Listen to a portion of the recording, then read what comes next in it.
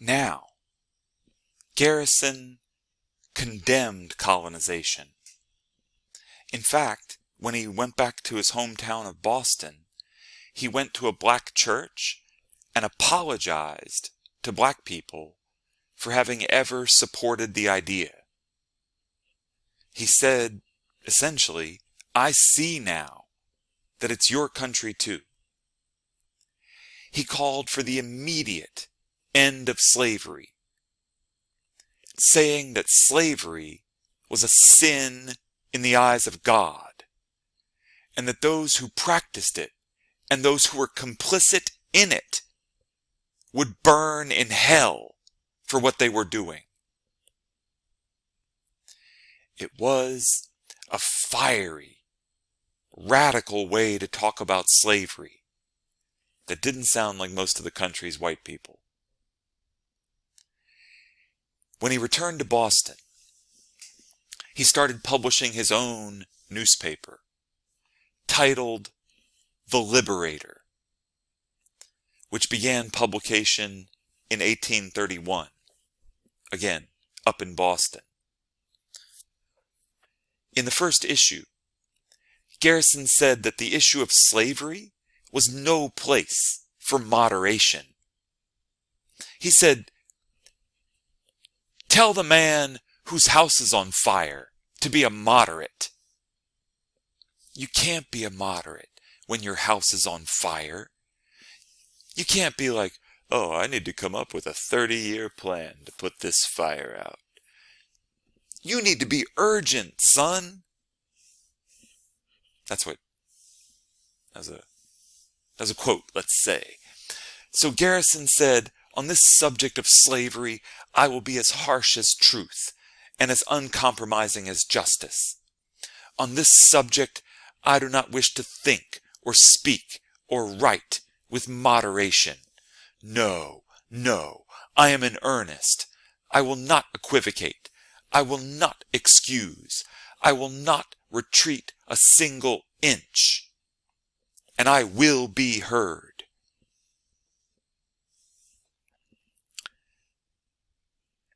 Garrison became the most vocal, most radical in many ways, white opponent of slavery.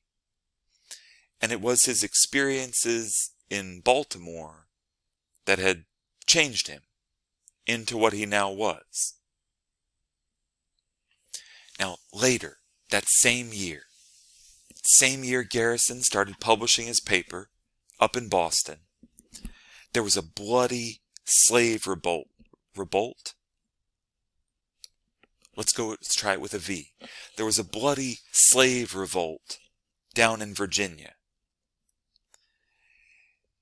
It became known as Nat Turner's Revolt, or Nat Turner's Rebellion. It happened down in the southern part of Virginia, near the North Carolina border. It involved about 100 enslaved people, and they went plantation to plantation, killing every white person they came across, including the women and the children. They killed like 70-some white Virginians. And the murders were horrific. They hacked people apart, many of them in their beds. This terrified slaveholders all through the South.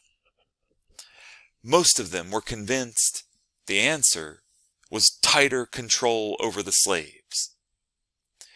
And there was a tremendous amount of fear, without evidence, that the revolt had been stirred up, had been organized or stimulated by free black people. And that meant that all through the South, there was suddenly a new wave of support for colonization, along with a wave of laws to get tighter control over the slave population. So if you put those two things together, it's like the response to the revolt is, okay, we need tighter control over the slaves, and let's get the free black people out of here. So back in Maryland, absolutely a direct response to Turner's revolt. The Maryland Colonization Society, the official name is the Maryland State Colonization Society. I guess I'm going to use it. The MSCS. I don't like it, but I'm going to do it. The MSCS was chartered by the state in 1832. And the Maryland government created a state board to oversee the removal of the people of color now free in Maryland. They put up money. $20,000 for the first year, and more remarkably, a 20-year commitment to put up $10,000 a year. 20-year commitment to try to get the free black people out of the state of Maryland.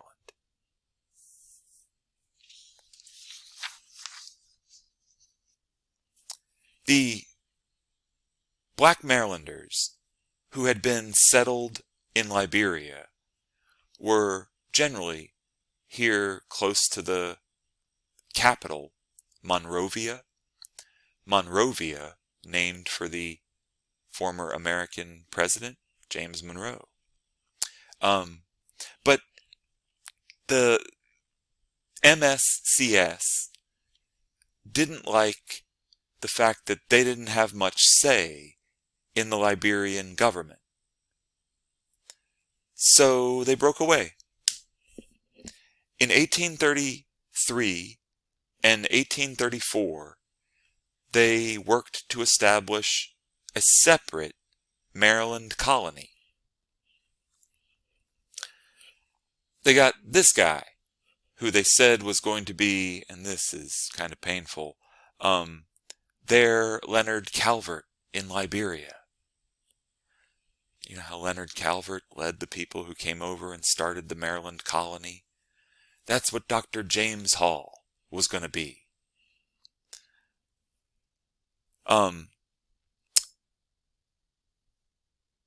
James Hall left from Maryland with 19 black people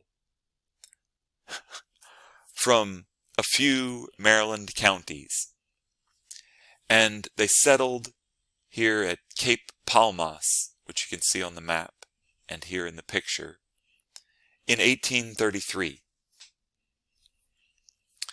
Hall had the power on the ground to basically act like he was the U.S. government. It's just, from a modern perspective, nutty that the U.S. government let this take place.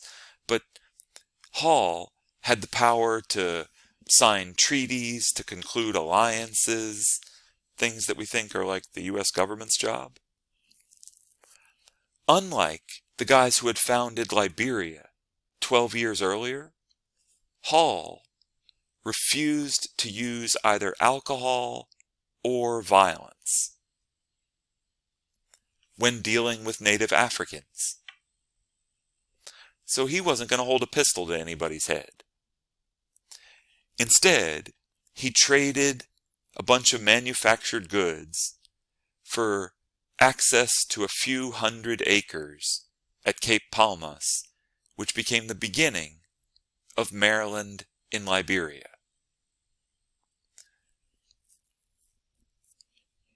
Founded officially 1834. In the years that followed, there was now some money put up by the state government, and that helped fund a newspaper in Maryland, the Maryland Colonization Journal, which you'll see is under the auspices of the managers of the state fund. So this is now indirectly, directly funded by the state government, a newspaper devoted to trying to convince black Marylanders to leave.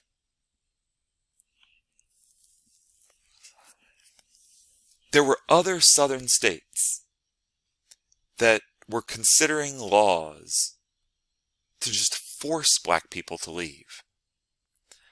But the Maryland General Assembly never came close to going for that idea.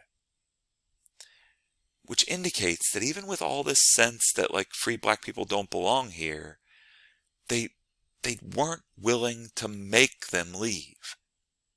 They wanted to convince them to leave.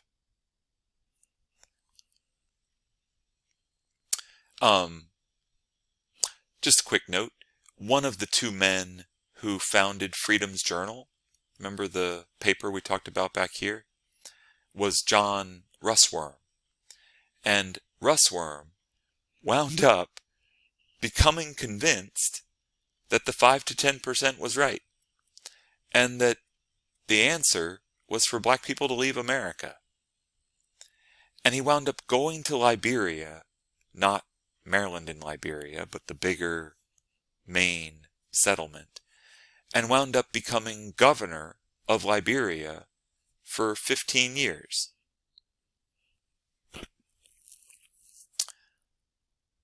One thing I wanted to make sure I showed you on this map here. Other states followed the Maryland example of creating their own settlements within Liberia. Maryland did it first, but then here's the Louisiana colony, the Mississippi colony, the Pennsylvania colony, New Georgia, all built on the same concept as Maryland and Liberia. Now the black people who moved to Maryland and Liberia, how about some numbers? By 1851, so remember they started trying to get people with money, right? Trying to get people out in 1832. In the first 20 years, 1832 to 1851, they managed to transport 1,025 black Marylanders. 1,025. That's it. In the same time period, there were 5,600 registered manumissions in Maryland. And the free black population in Maryland grew by 40,000. I'm doing that number from memory. I hope I got it right. Here, how about this? The free black population increased significantly. There, now I know I'm right. And the black Marylanders who did go to Maryland and Liberia they struggled. They struggled. The colony had set it up so that their ability to trade was limited, because the white guys who created it thought that all the black people who went there should become farmers. But the soil down here wasn't actually good for farming. The soil was better if you went further inland, but then you could get attacked by the locals, the actual, African people who don't speak English and don't like you, who've settled down on their beaches.